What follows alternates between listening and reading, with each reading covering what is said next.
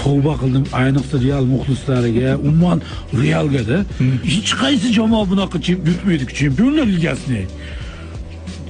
Ketma-ket 3 marta yutgan, to'g'rimi? Yagona jamoa ketma-ket hech kim bunaqa aniq qilmagan. Bitta yutqazibdan keyin voy Ancelotini qayda yuborishga mumkin. Agar shu Ancelotti qilgan natijani masalan boshqa birov qilsa, boshqa klubda haykal qo'yadi-da.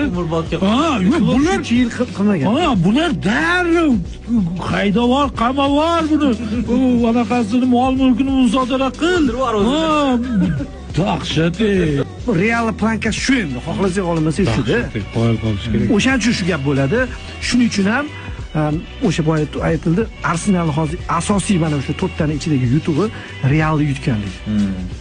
Realni yutib olsa, City Realni o'tgandan keyin Chempionlar Ligasini oldi. Birinchi marta Realni yutib oldi. Realni yutsang chempion bo'lasan. Ha, ana Chelseaga yutqizgan yili Realni yutmagan menimcha. Real Chelseaga yutqizib qo'ygan. Ko'rish Chelsea yutganda. Chelsea Realni yutib chempion bo'ldi. Ha, demak bu yil ham Arsenal bo'lishi mumkin. Gvardiolani tili bilan aytganda bor-ku. Anu chiqib ketsin, keyin aytaman degan-ku. O'sha Gvardiola kattasi aytganda, kimga yoqadi, yoqmaydi, bu fakt.